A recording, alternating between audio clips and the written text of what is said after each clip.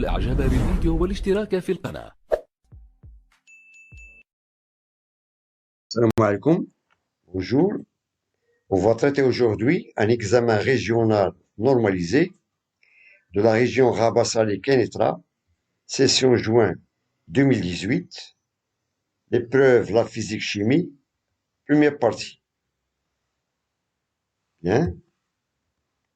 Donc, le premier exercice de se normaliser, compléter les phrases suivantes avec les mots indiqués. Donc, les mots sont relatives, translation, référentiel, diminue, le sens, d'élection, constante, point d'application, trajectoire, augmente, arc, droite d'action, l'intensité, rotation et axe. Mouvement et le repos sont deux notions. Elles dépendent du choisi. Les caractéristiques d'une force sont, on a ici 4 caractéristiques, bien. On dit qu'un mouvement d'un solide est uniforme si sa vitesse est, accéléré si sa vitesse, retardé si sa vitesse. Deuxième phrase, un solide est en mouvement autour d'un axe fixe si chaque point du solide décrit un circulaire de centre qui appartient à de rotation. Un corps solide est en mouvement si chaque segment liant deux points du solide garde la même. Bien, on va commencer tout d'abord à la solution de ce premier exercice. Donc, on va remplir ces vides avec des mots convenables. Donc, le mouvement et le repos sont deux notions, voilà, deux notions bien sûr, relatives. Elles dépendent du référentiel choisi. Lorsqu'on veut déterminer un corps, est-ce qu'il est en mouvement ou bien au repos, on doit toujours choisir un référentiel ou bien un corps de référence. Donc, ce sont deux notions relatives. Bien. Les caractéristiques d'une force. Donc, les caractéristiques d'une force sont, première caractéristique, bien sûr, c'est le point d'application. Deuxième caractéristique, la droite d'action, ou bien on peut dire la droite d'action ou bien la direction. La troisième, c'est le sens. Et la quatrième caractéristique d'une force, bien sûr, c'est l'intensité. Bien. On passe maintenant à la troisième phrase. On dit qu'un mouvement d'un corps, d'un solide plutôt, est uniforme si sa vitesse est constante.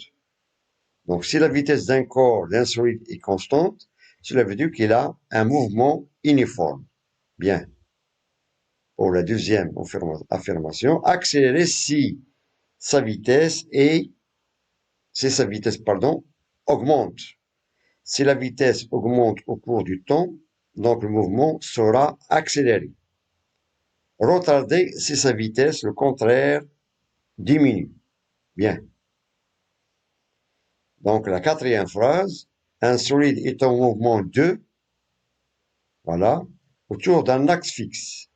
Cela veut dire c'est un solide est en mouvement rotation autour d'un axe fixe si chaque point du solide décrit un arc circulaire de centre qui appartient, bien sûr, à l'axe de rotation. Donc, je répète, un solide est en mouvement de rotation autour d'un axe fixe si chaque point du solide décrit un axe circulaire de centre qui appartient à l'axe de rotation. Il nous reste la dernière phrase. Un corps solide est en mouvement si chaque segment liant deux points du solide garde la même. La réponse. Un solide est en mouvement translation bien sûr. Si chaque segment liant deux points du solide garde la même direction.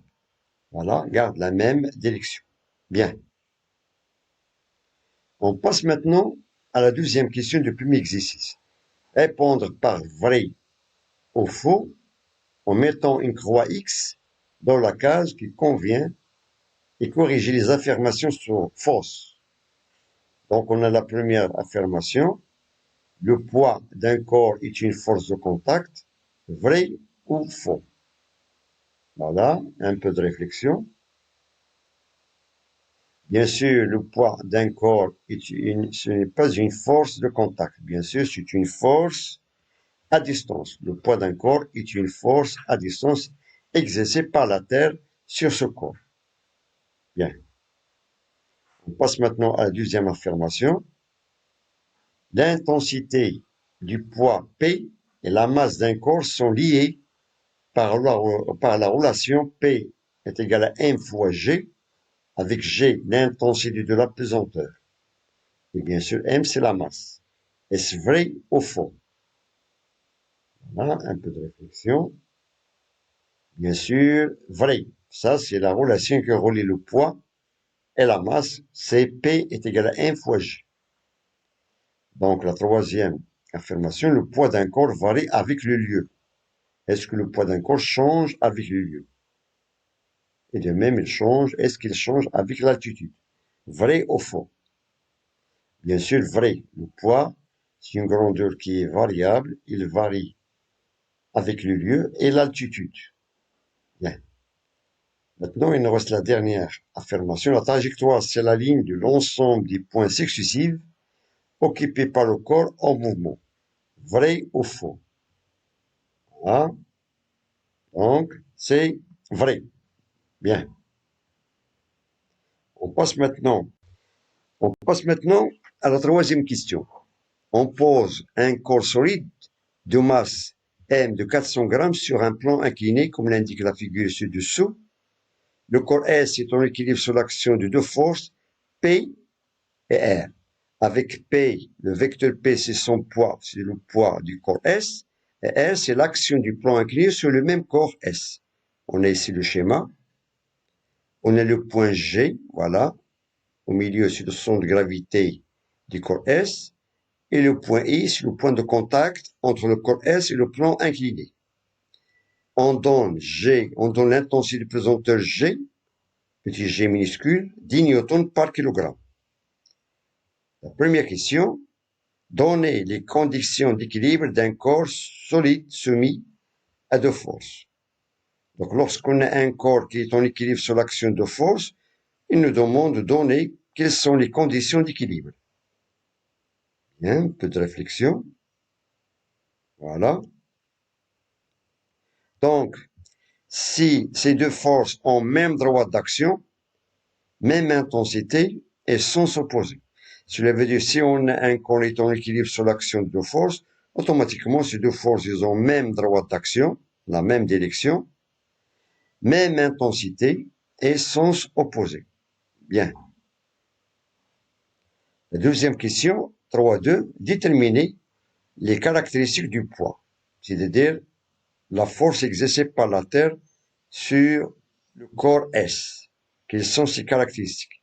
Et on sait que les caractéristiques qu'on a vues d'après la première question, que les caractéristiques d'une force, c'est tout simplement le point d'application, la droite d'action ou bien la direction, le sens et l'intensité.